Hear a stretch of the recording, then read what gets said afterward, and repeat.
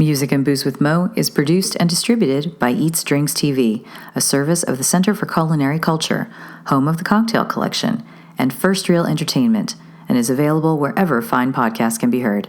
The Center for Culinary Culture, telling the story of food and drink, one taste at a time.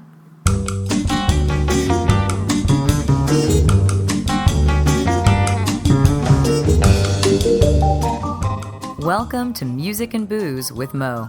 I'm Mo Herms, and I've worked in the music industry most of my life, so have met some pretty amazing musicians over the years.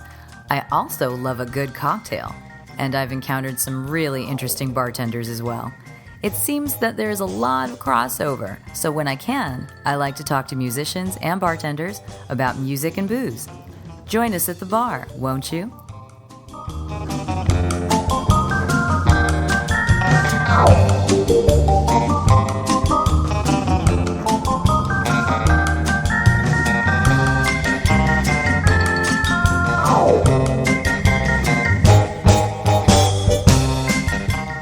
Music and Booze with Mo is brought to you by The Mermaid, a cozy neighborhood bar with an aquatic flair in the Little Tokyo area of downtown LA. Open 7 days a week, featuring tropical cocktails and snacks, The Mermaid also has a daily happy hour from 5 to 8 p.m. Follow The Mermaid on Instagram at TheMermaidLA to hear about upcoming events and check them out at TheMermaidLA.com. Head to 428 East 2nd Street, Los Angeles, for a drink.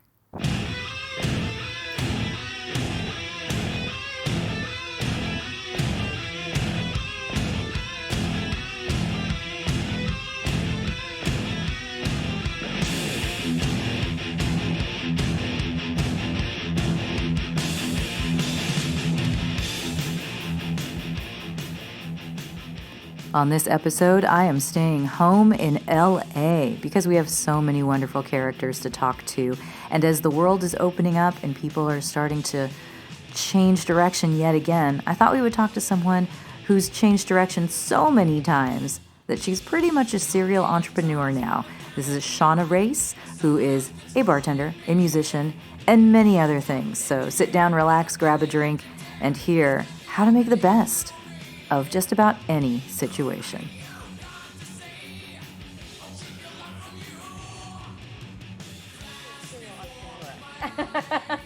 You know, it's funny. Should I do that right now? Just do it. Yeah. Okay.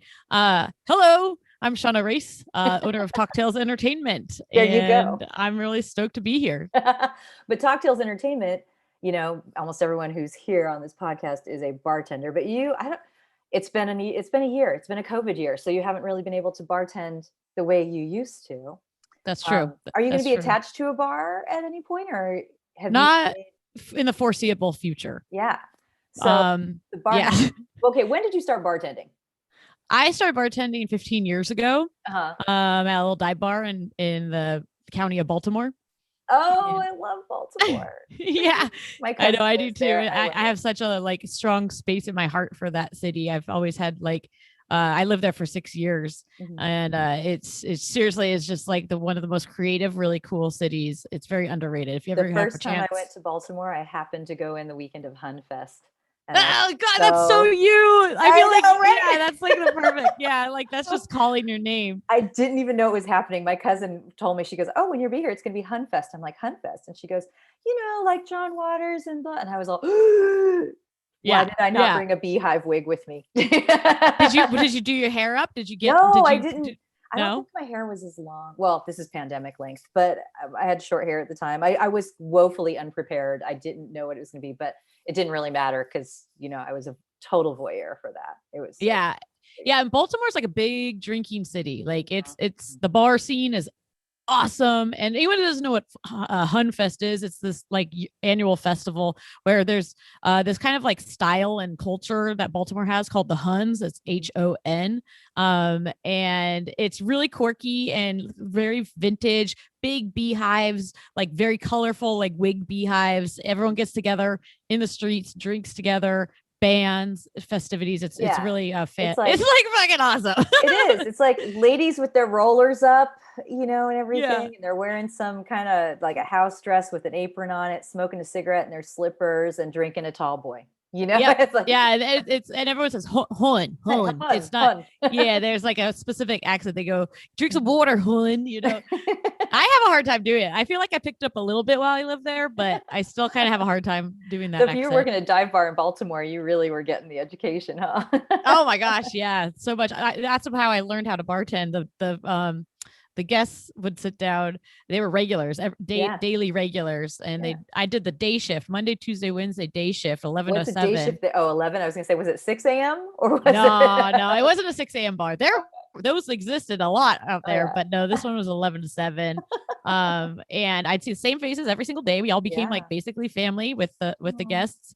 I swear to God, like I would get to, if I didn't have drinks in front of them before they sat down, we'd have problems. Like straight up, I'd be like, hey, Les, how's it going? He'd be like, I'm thirsty. And I'm like, oh, sorry. So I really learned how to bartend in that environment where it's like really getting to know your guests and being like seeing things in the future before they happen and making them happen at the right time. So I learned very quickly to make sure that what their drinks were in front of them before they even walked in the door in their own seats. Yeah, because their asses had already carved a place in those chairs, right? I mean, yeah, no, absolutely. Everyone always kind of sat in the same seats. If there anything ever changed, there was always kind of like a stare, like who's in my seat kind of thing, and but I'll tell you what, like that was one of the best jobs I ever had. They, everyone became family. I made good money. And it was. At that point, we were still doing like, cherry vodka, Red Bull stuff. We weren't doing much mixology at that point. Yeah. But then I moved quickly and over into that world. In between, I did wine, though. I learned about wine and working at a wine bar. Then I got into the cocktail bar. Yeah. And was that still in Baltimore that you got into the cocktail thing? Yeah. Yes. I kind of like my heavy duty, like cocktail creation stuff. Really happened in Baltimore. I worked at this, or I managed a bar called Fork and Wrench, which is no longer there, which is really sad. It was a really fantastic spot. And so I did the whole cocktail program there, which was really amazing because it was a very unique space that was every detail was thought through by the owner and creator, Andy, who designed the whole building to look like it's kind of like steampunk, like boutique dive bar, like restaurant, but it was we got all the awards, best bar, best restaurant, best cocktail. I got my cocktail rum ham from that bar, got best cocktail of Baltimore and Baltimore Magazine. Like, so we had a close team there. We made really cool stuff. It was crazy. Well, I met you here in LA. Then when did you make it out to LA? Did you go from Baltimore to LA or were there stops in between? Yeah, Baltimore to LA. Originally from Santa Cruz, then went to Baltimore, then came back to LA. I lived in the Bay Area for like 18 years. Where at? I was a Berkeley kid. So nice. I was over I in love the East Berkeley. Bay, but I grew up in San Diego. So going to Santa Cruz always made me feel like I was going home because Santa Cruz is such a great low key, chill beach culture, We always compare like San Diego, like to kind of Santa Cruz style, What's that freaking punk club in Berkeley? Gilman. The Gilman. Street. Right around the corner. Yeah. Speaking of music, I was supposed to play at that club and I didn't do it. Yeah. Well, how long have you been playing music? Like your whole life? Yeah, pretty much. My dad was a musician. Oh, really? Oh, so he played bass for Chuck Berry. Oh my God, seriously? Yeah. That's crazy. That's so cool. So you sort of like it was just in the house. Yeah. Oh yeah. He owned a music store. I grew up I grew up literally in the storage unit of my dad's music store. Is that why you played so many instruments? Because they were just there? Yeah. It was always around. What instrument were you playing when you were in a band? Well, you've been in several bands, I think, right? Well, the first instrument I learned was trumpet, and which was kind of funny. I wanted to learn drums though. As soon as becoming in band in school became available, which was 6th grade, I didn't get signed up for music. It was a mistake on like the scheduling or whatever for the school. So I went up to the band teacher, Mr. Frederick, who's a friend of my dad's. And I was like, hey, Mr. Frederick, I just want to introduce you. I'm Rick Leachman's daughter. He goes, I didn't see you in my class today. I'm like, yeah, they didn't give me a band. He goes, okay, come on. He like grabbed my hand and he pulled me to the school counselor, rearranged my whole schedule for 3 years to be in band. And I literally didn't take other classes because it would have messed up the whole scheduling to be in band. and they wouldn't allow that to happen. So I literally took piano instead of taking like health. Which, looking back at it now, it makes a lot of sense. That's awesome. I'd never put that together. Oh my God. Man. That's so great though. Yeah. So yeah, I wanted to play drums, but my dad owning a music store and being a musician his whole life, I don't know if this was supposed to be or not, but he goes, Shauna, if you play drums, you're going to have to like break them apart and put them back together everywhere. And you have to carry them everywhere. There's a lot to do, you know? And I was like, gosh, you know, I'm 6th grade. I'm like, that sounds real hard. These things are real big. I don't know. That seems too complicated. So I like looked up on his wall and I was like looking at all the other instruments to just visually what I thought would be like the most kind of easy thing to like take on. And I saw a trumpet with 3 buttons. I was like, I'll play that because there's 3 buttons and there was a sax up there too. But there were so many buttons on the sax. Yeah. So I was like, no, that seems too complicated. I'm just gonna play the one with 3 buttons, not realizing it was like the hardest instrument ever. Well, then you have to tell me a moment of triumph you had with your trumpet. Oh, I was pretty good. I went to like CCS honor band. I played in a ska band in high school called Stub. We actually, I'm trying to think like what other kind of band could you play in if you're playing trumpet? Definitely ska. I mean, I actually personally like classical music the best to play with like that instrument. And I was in jazz band too, but cool. Stub, that band, that was fun. It was like kind of a punk ska band. I have a yeah. I was gonna say, that seems very appropriate. Yeah, it was probably 1998, honestly, because I graduated 2001. So yeah, probably in there somewhere. And I looked at my back. I keep all my flyers and everything that like I really enjoyed through my life. I keep like that documentation. Yeah. And I looked through my flyers like a little while ago, and I saw a flyer from that band Stub at playing at the Soledad Bowling Alley, and Alkaline Trio opened for us. Isn't that insane? When you, I mean, when stuff like that happens, it's come up many times on this podcast, but you know, I worked at a radio station in Berkeley for 10 years. That's so rad. KALX. So, you know, you guys had KZSC, I think, right? Or is that what was the UC Santa Cruz station? Oh gosh. They had every single Tuesday they would have the punk station. That's how I learned all my punk music. Right. Is I'd literally have my cassette tape and I'd push record starting at 7:00 at night or 8:00. I can't remember exactly. And recorded the punk hour. And I learned all the punk bands from that. KUSC. It was the UC. That sounds right. I think KUSC. And then if you could get San Jose, you could get KFJC, you know, to get Foothill. We were KALX over in Berkeley. And since it was the 90s, you know, it was early 90s. I was there all through the 90s, but I always say this, Green Day sleeping on our couches because they were like 14, you know, they were super young.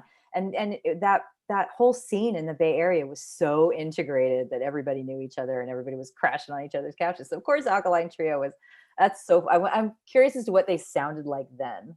I don't remember, like, to be honest, it was so long ago. You were opening for them. I'm like, no, they opened for us. They were opening for you. So was the booker even trying to have some sort of, you know, like link to that? Because I can't possibly imagine them opening for a band like that at this point, you know?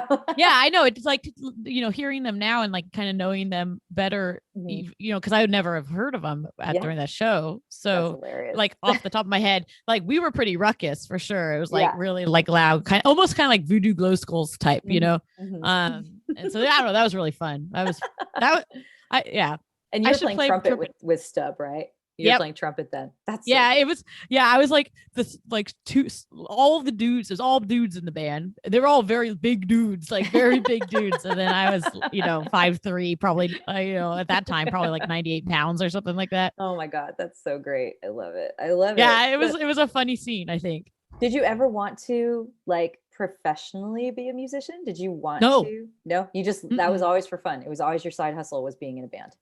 Yeah, I think when I take things I really love, I don't like taking things I really, really love seriously. Because you could ruin it that way. Yeah. I mean, I love playing a band, but like every time it became a little too serious, like I played in a Misfits cover band for a long time, playing guitar, all girls, which was fucking awesome. What was the name of the band? Die Darlings. Oh, that's so good. That is so good. We were good. Like straight up, we were definitely the best, all female Misfits cover band. I have sung Last Caress at karaoke.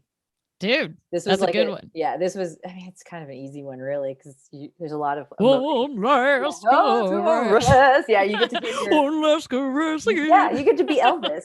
I mean, which is what, you just got to play a Danzig was lip always up, trying to do. Yeah, and you just get to just do this a lot. Woo! Yeah, you know.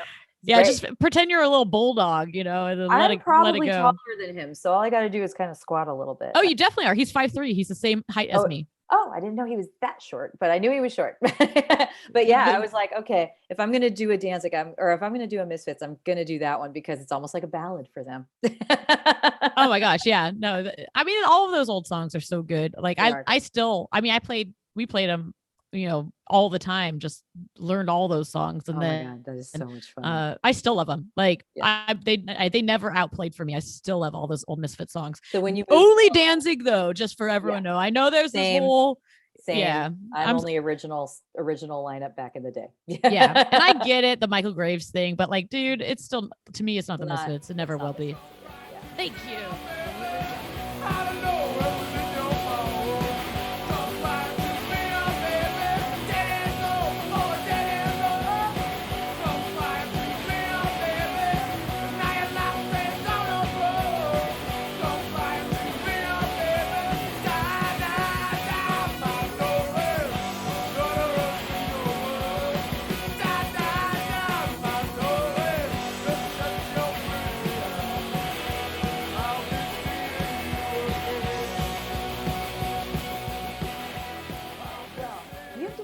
Quite a few things during the pandemic, but you have a podcast too, that when you started the Talk Tales podcast, there was a team and it was you guys interviewing bartenders it was Talk Tales. You were talking about cocktails, talking about being behind the bar, right? Very hot. Yeah, it was stories from behind the bar and experiences. So that project started like 4 years ago. And that's the thing that really kicked off this entire like endeavor for the last Talk Tales Entertainment. Yeah. And so a lot of it just kind of fell into place, but the idea of it originally just came being like, I think I was just having kind of like a stagnant space in bartending personally, where I was just not feeling the same creative love that I've like felt for it previously.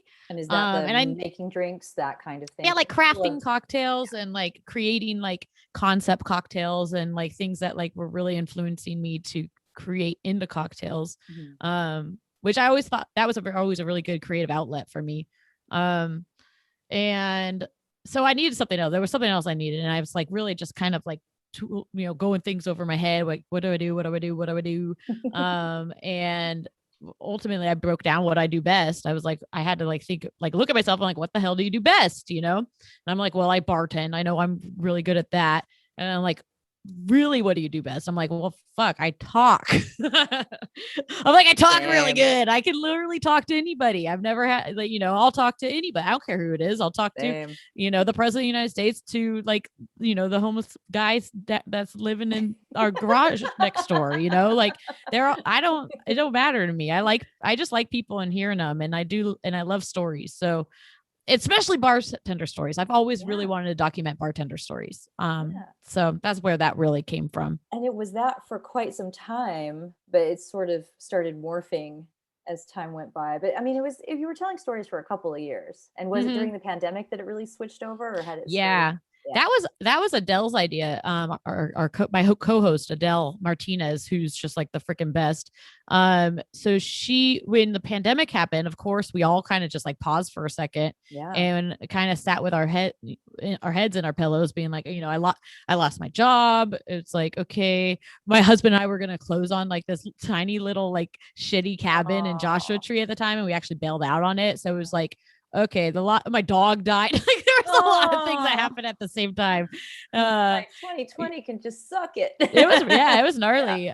But the thing was, it was like, I also, outside of that, I, looking at everything a little more clearly, as far as, okay, yeah, like my dog's sick and going to be passing away. But I was like, good God, I couldn't have asked for a better time for this to happen during the pandemic, because I'm like, I got to stay with her, and it's the same thing with like the bar stuff. It's like, oh, I lost my job, but like, what did I get?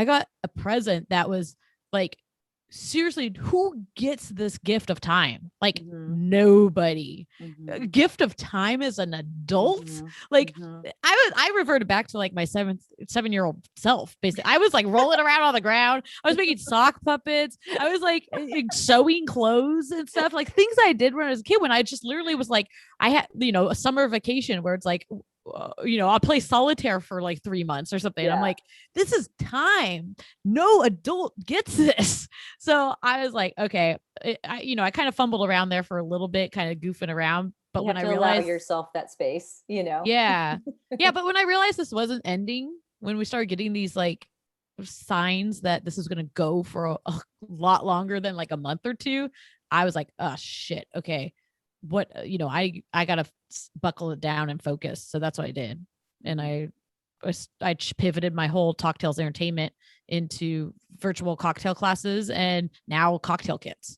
Yeah. So tell me Yeah. about the classes that you started doing. I remember I'll see you sometimes post like, hey, anybody know where I can get the little mini Angostura bottles? Or, because you know that you're working on these things. So, you know, that's pretty bold because a lot of other people were doing this too. They're like, okay, we can do cocktail kits, we can do virtual classes, all these bartenders who are now finding themselves scrambling for something, but you Mhm. have been able to just jump right into it. How did it feel like just starting this thing? You were just like, I can do this. I know the people. Yeah.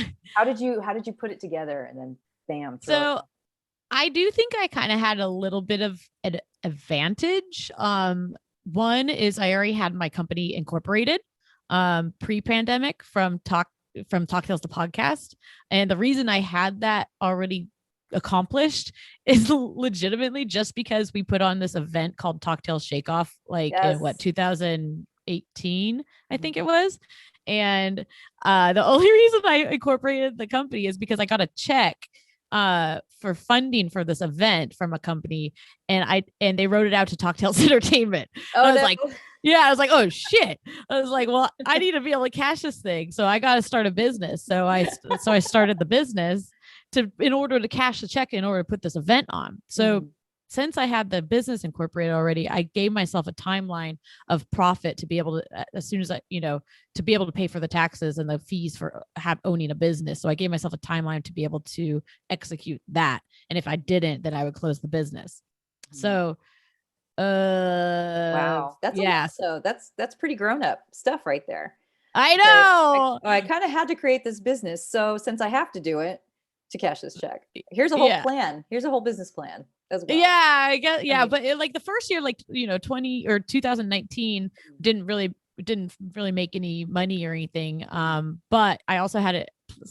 This is all such nerd shit. This is such nerdy business stuff. yeah, but But like, super useful, especially after what we've all just gone through for this last year or so. yeah, So many people learned on the fly and everything, and it's great to hear how you made this work for you. yeah, Yeah. it's like straight up. If I had advice, I would definitely say ask questions with people that have gone through this. That always is very, very, very beneficial. Mhm. But if you don't know anyone who's gone through it, and you don't know where to turn to, like straight up, don't be afraid to fail, because literally every single failure, there's like bigger lessons including in the Absolutely. failure that are Absolutely. going to be applied to a future endeavor, Mhm. like Mhm. always. So Mhm. I love failure. I think I embrace it and I like it a lot, because I know what to do in the future. Mhm. And there's no failure that's gonna, I mean, unless I do something stupid and like fail to put new brakes on my car and I die or something, Yeah, totally. like like there's nothing that's gonna be like that brutal that's gonna like wipe me out or kill me, Yeah. like as far as a business idea. Like I might feel crummy or something, or like Mhm. makes up, maybe somebody else will feel crummy, but that's all reason to like bounce back and learn more. Absolutely, and it's about trying to rise up and find those opportunities when something awful happens or icky, or it might not even be terrible. I mean, the worst job I ever had, I got laid off from, and I was like, oh, thank God this is ending, because I was kind of looking for it, but I got laid off. But it also put me in a position to go freelance and do these things that I didn't realize were I was able to do. And I always joke around that the job I have now did not exist years ago because Mm. I work in the music industry still, but the music industry itself has changed so much over the years. Like there were not MP3s when I was working in radio in the 90s, early 90s, you know? So you have that built into you to be able to like pivot and move. It's been part of the music industry for so long. Is like, okay, how do you market this? How do we do this? How do we get this out to these people? And, you know, you've kind of been, okay, I have this great personality. I can talk to anybody. I can also make fantastic drinks. And how do I get this out there and become a relatable bartender who can teach people how to do things? So yeah. So when did you start doing that during the pandemic? At what point did you say? I was like straight up, I did it quickly. And I think that's cocktail also, yeah. Well, I was already teaching cocktail classes in person before pandemic. That's right. Weren't you doing them at the bar you were at? Yeah, I was teaching in-person cocktail classes at Bar Franca downtown Los Angeles. Mm-hmm. And that was like going so well. Like I actually had to cancel my last class because of the pandemic that I had booked, and it was a completely booked out class. Mm-hmm. So I was like on the road to doing that 100% almost, and moving that direction completely with my career. And pulling back on the bartending mainly because I'm freaking old and the late nights kill me, and like my back kills me and my knees kill me and shoulders going out. Yeah. Yeah. So it's like, I knew I think that had something to do with it too. Is like deep down inside, I knew I had to start like really thinking, you know, about the next steps of what I want to do. So yeah, I already had the, you know, the business, I had the classes and the outline of how I wanted to teach classes already set up. I had that experience. I had the podcast. So I already have a lot of experience with speaking in front of people. I've already done a lot of camera stuff with the podcast. And I remember I talking about the husband in the background? Yeah, I forgot to lock the door. At least they're all used to it. Mine just waves through the window. I do have a puppy running around too, but I left her out of the, That's for later. Yeah. Yeah. So it's like everything was really set up. So when the pandemic hit, I literally like about a week, and it took a week. And then I put all my classes onto just Eventbrite just to see what would happen. And that's what I did with the classes originally, to see what would happen. I put it out there in the internet, out in the universe, see what would happen. Yeah. And if it happened, it happened. If not, whatever, I got unemployment, we'll do what we got to do. And sure enough, people started booking it right off of Eventbrite. Wow. And it was growing and like kind of at the same pace as what I was doing the in-person classes. So I was like, okay, this is a pattern. Like people like this, people want this. So I'm going to continue with this. But then I started getting calls from corporations. I was going to say, yeah. Yeah. And I was like, they're like, what does it cost to do something like this? How much do you cost all these things? And I'm like, I don't know. I'm like, I don't know what to negotiate myself for. Like, this is a lot, and I have a little bit of experience with it, with the podcast, with negotiating like advertising deals and stuff, but by no means I have an expertise at it. So that's when I started being like, okay, there's money in this. I know there's money in this. This could be like a career. Yeah. And so I actually, funny enough, put a question out on Reddit in the marketing subreddit. And I was like, and I could, yeah. So smart, dude. And I knew there was a lot of people who are out of work. Mm-hmm. I knew there was booking agents out of work. I knew, because I'm like, what I need is a booking agent. Somebody should negotiate these deals for me, because it's very uncomfortable for me to do so. So if I have somebody else doing it and pay them a percentage, like a commission for any of the bookings, that would be a lot easier and a little more professional approach to this entire thing. Mm-hmm. So I like threw it out there, and I, some people like responded, but this one person, Monty, responded. And we just started talking, and he was like, well, we can help you with this. It's going to be this much money to bring us on. I was like, okay, well, I don't have that money yet, but I'm like, just give me like 1 month, or give me 1 to 2 months. And I'm going to dedicate all my time getting more classes to hit that number to hire you on. Mm-hmm. And then, so he's like, okay, cool. He's like, but any questions you have until then, like, I'll help you out. I was like, okay. I'm like, that's cool. Thanks, man. Nice. Yeah. Yeah. And so he he followed up, and he was really great, because I was still a little nervous about the whole thing. But I had that, I was like, this seems right, Yeah. And so I did it. I didn't completely do it. I booked a bunch more classes to have a dollar sign amount, but it wasn't the goal amount. But I was like, hey, listen, this is how much I have. Is there a way we can fit this in the budget where it's like you could do this much work for this much money and just see what happens? And he did. And he took me on. Cool. That's yeah. Really cool. And I don't have him. We're just friends at this point, but we're not working directly together right now. But he, during the time that he helped me, the business grew 3,000%. Wow. We brought on a manufacturer. We started doing cocktail kits. Amazing. I now have my first employee, Avery, who's the best. She's awesome. Yeah, it's crazy. I'm totally running a freaking business now. That's awesome. It's so great. And you're still kind of doing the podcast? Are you guys still? Yeah. We've actually we've taken a little bit of a hiatus because Adele actually moved to San Diego. So she's getting settled in.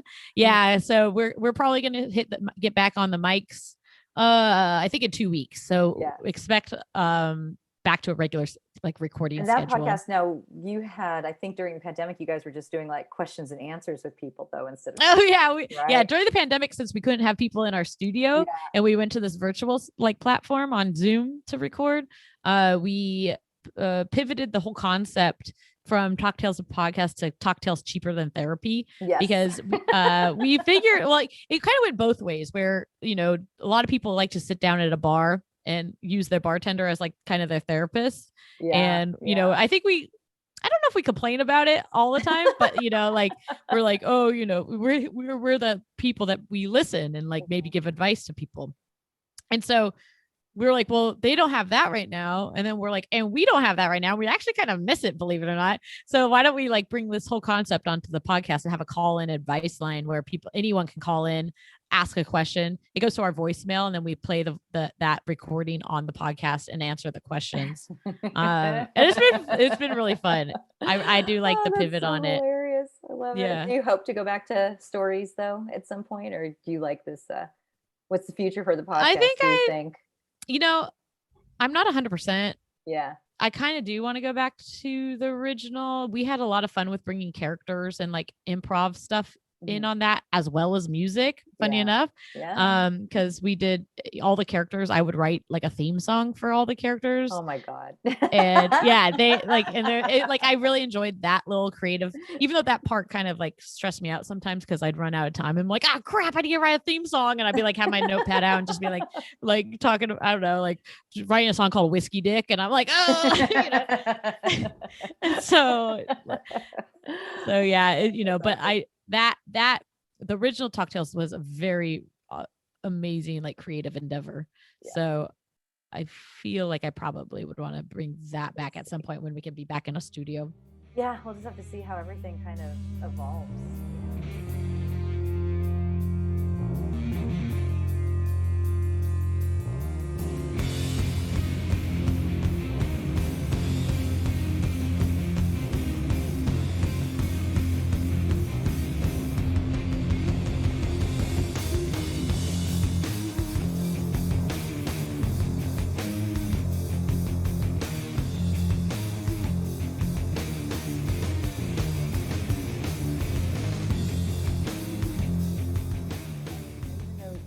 About how in your bartending world, and back when you were still behind the bar and making drinks, that some of that luster was starting to wear off, or you wanted to change it up somehow and everything. But it's you obviously still have a deep love of hospitality, and God, yeah, and all of that never goes away. And I think part of what you're describing is just that. Everyone, as much as we hate people, we also love people. Yeah. So it's we can bitch for days, but then also for every customer that you bitch about, they're a handful of regulars that you couldn't live without, Oh my God. Yeah. I mean, pretty much all of my best friends in my adult life have come through bartending, and my coworkers, I wouldn't have Adele. I wouldn't know you. I wouldn't know really anyone, know, Did you ever have a band with fellow bar people? Oh That's gosh. something that just came to mind for me because there are so, I mean, part of the reason I even do this podcast is because I've met so many bartenders who are or were musicians. Huh. I'm kind of I've like, jammed with other people in the industry, but I've never had a band. not a I band. actually would. I kind of want to put a band together. I don't. I always say I want to do all these things, but right, I'm always Then like, there's the time. yeah, and I'm like, gosh, I need to really focus, especially right now, like with things that are really happening with the business. But What I would also your bartender think band, what would the music be, do you think? it would definitely be probably like kind of punky, kind of metal stuff. Maybe Yeah. fun, or I wouldn't even be down. I'd be down to do kind of like a synth, like kind of synth Like dance. electro? Yeah, I would be down for that. Well, I play drums now, so whatever so that's my main instrument. Back to that is Mhm, I mhm. originally wanted to play drums. So guess what? Like 4 years ago, my husband got me an electric kit, and I learned how to play drums. Oh, it's an So, electric kit too. So it's well, my easier to, first kit was electric. That's what I okay. learned on, and now I have a little jam space with an acoustic kit. Yeah.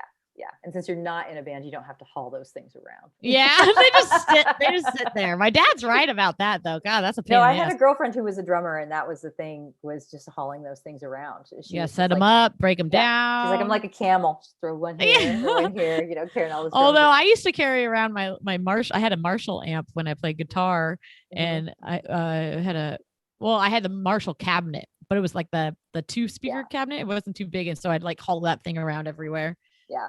I had this habit of dating guitar players for a while, so I know that I've hauled those things as well. Oh no, yeah, dating a musician, aka like partner roadie. Yeah, totally. It's like, especially like in the 90s, these indie rockers. And I always wound up dating the frontmans. I wouldn't know this. They were the singer, songwriter, guitar player, this. I'm like, I'm in so much trouble. Gotta go to all the shows, always like helping out, always want to leave first. I'm like, I know you got to talk to all your fans, but I'm going to take the shit to the truck, Yeah, totally. SUV, can we go yet? Like, you ready? Yeah, been there, know that. So I know it's like those things around. It's not fun. I always remember like they would always hit me in the shins in a certain way.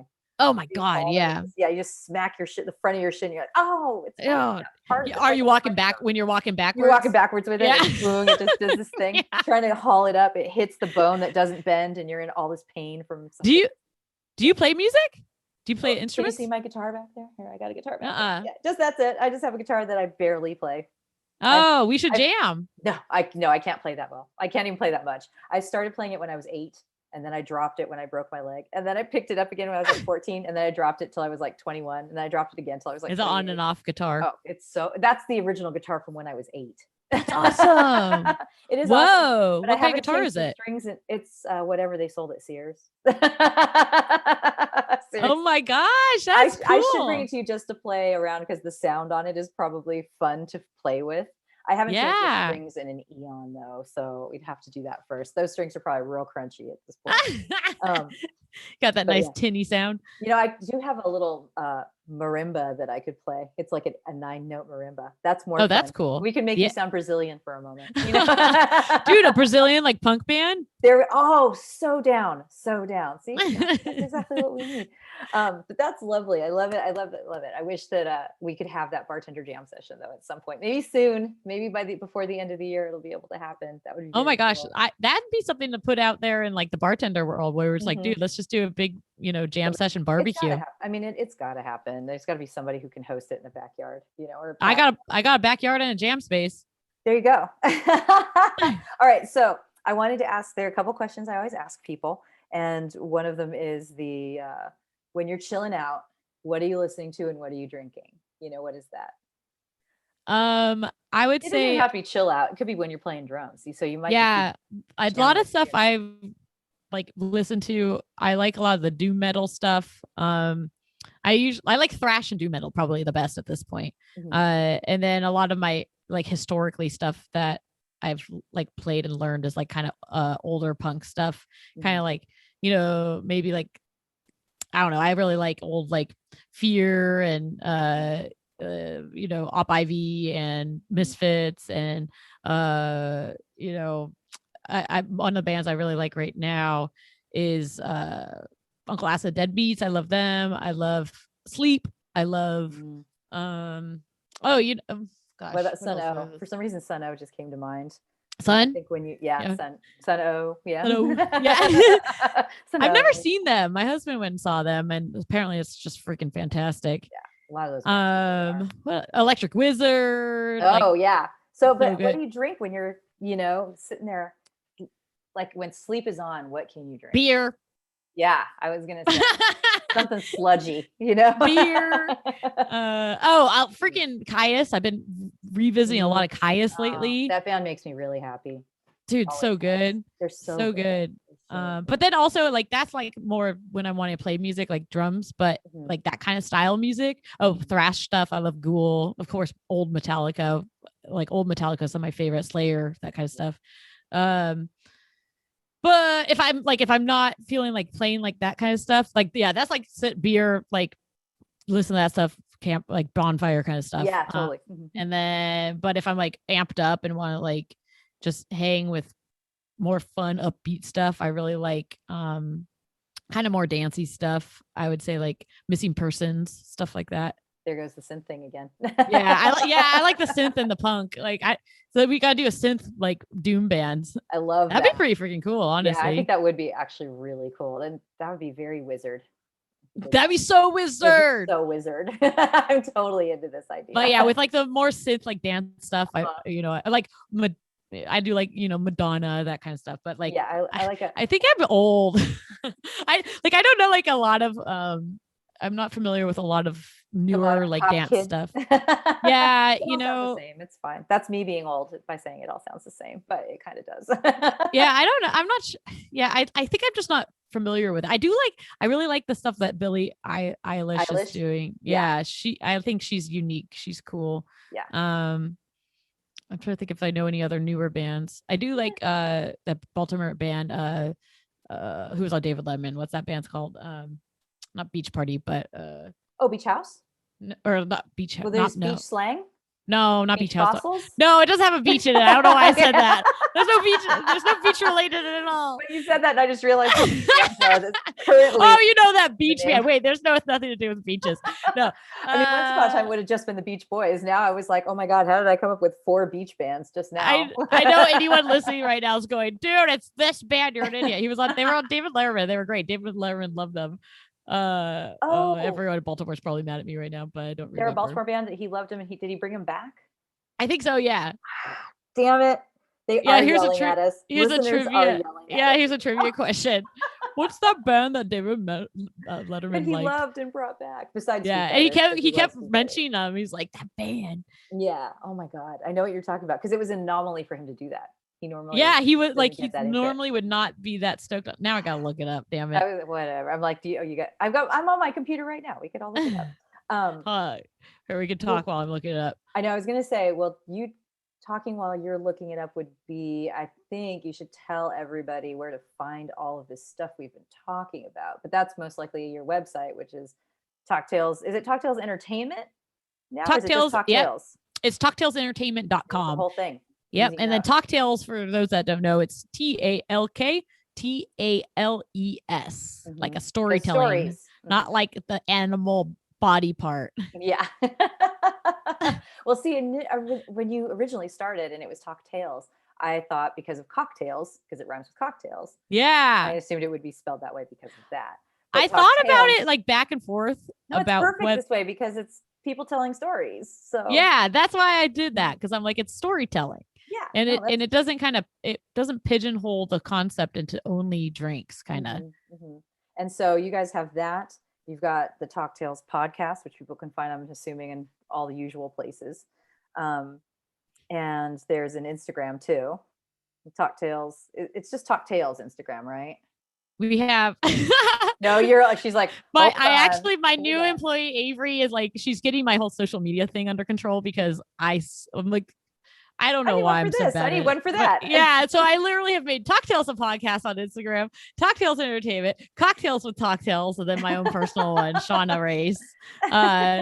So it's like kind of all over the place, but we're dialing in. So if you want to like follow like really what we're doing, Talktails Entertainment is going to be like our main, like straight everything. Up. Yeah. Talktails Entertainment. Then anything specific to the podcast, we're doing Talktails the podcast.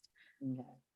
Yeah. Well, it's a little confusing. It's okay. But Talktails Talktailsentertainment.com is like the go bomb there website. and then branch out from there. Yeah, I was gonna say, we can say it's a little confusing, but only because we've had a mind-blowing year.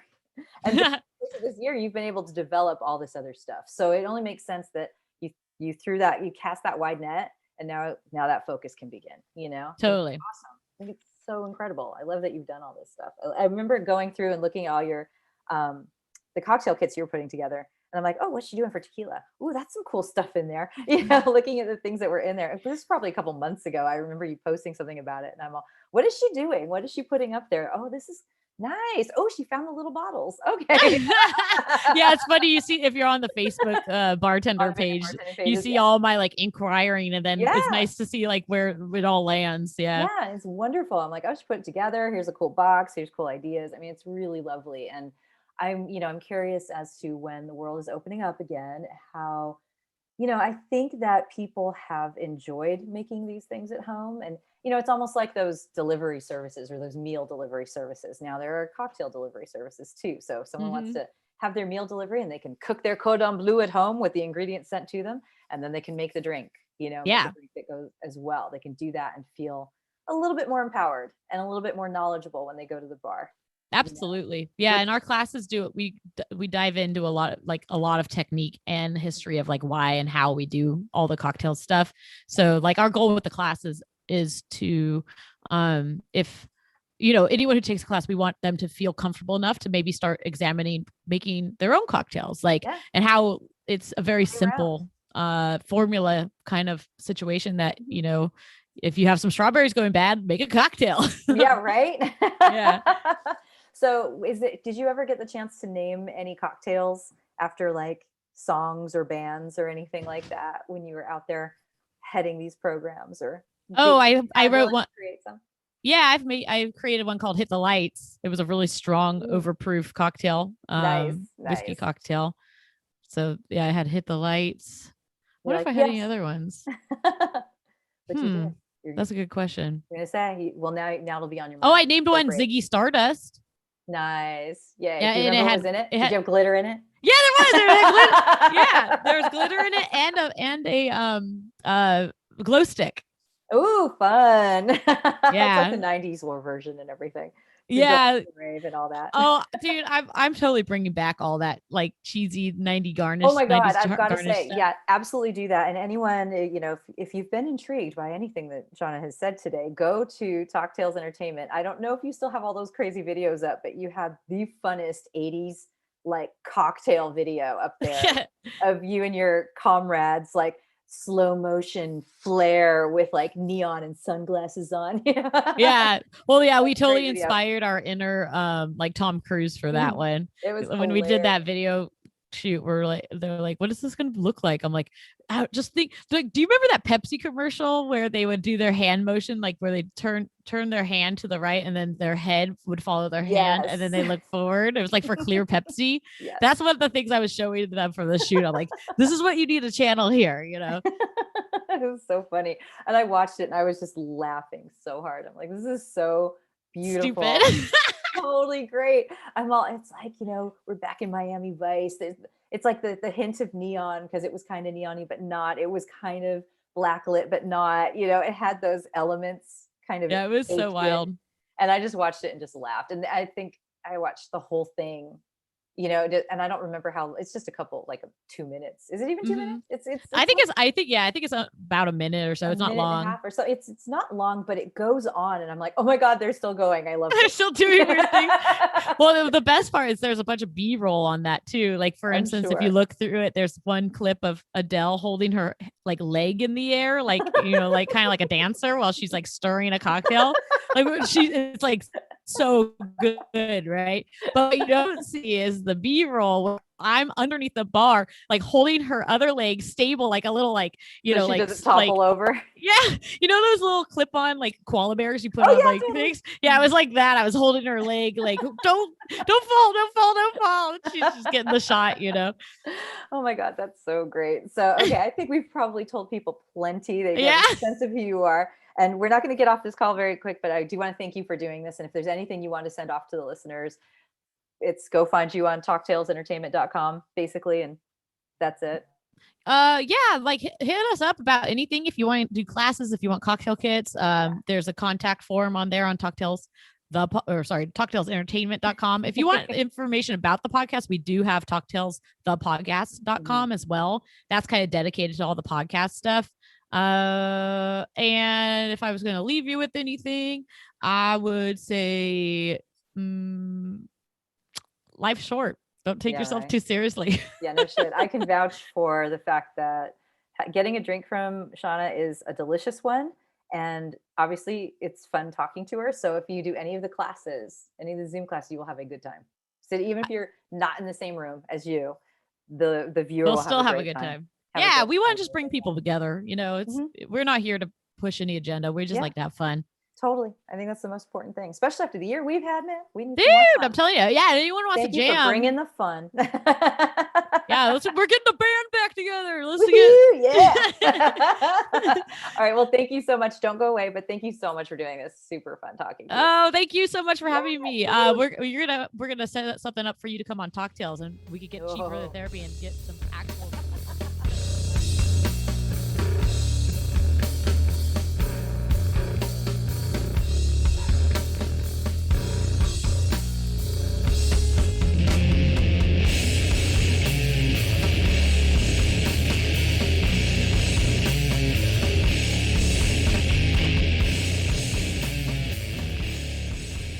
Big thanks again to Shauna for being a guest. I have been meaning to have her on for so long, so I hope you guys had as good a time as I did. I get to see her again and chat with her in the real world, but for you, if you aren't able to do that, you might go online to Talktails Entertainment, see about ordering one of those cocktail kits. They're pretty cool, and if you really want to splurge and fine-tune your home bartending skills, do a class. They're really fun. She's an awesome teacher and just an awesome person. So I hope you enjoyed that one. And make sure you go to Spotify and check out her playlist because it's pretty sludgy and great. You'll need a beer to go with it. Music and Booze with Mo is brought to you by Barkeeper, a head shop for cocktail lovers, located at 614 North Hoover Street in Silver Lake, Los Angeles. Stop by for barware, vintage glassware, a carefully curated collection of spirits, and one of the most impressive selections of bitters anywhere. Follow them on Instagram and Facebook for information regarding spirits tastings. That's barkeepersilverlake.com and also in the Virgil Village neighborhood of Silver Lake, Los Angeles. Thank you for tuning in to our barroom chats on Music and Booze with Mo. For more info about today's guest, or if you want to connect with me, check out my Facebook page, Mo Herms. Please subscribe to the podcast and feel free to tell all your friends about it. While you're there, give the show a rating and a review. It really helps to get the word out. If you want to hear the playlists our guests have curated, search She Be Mo on Spotify, SHEBMO. Find pictures of the interviewees and the cool stuff they create on the Music and Booze with Mo Instagram account. Lower your expectations and join us at the bar. Till next time, cheers.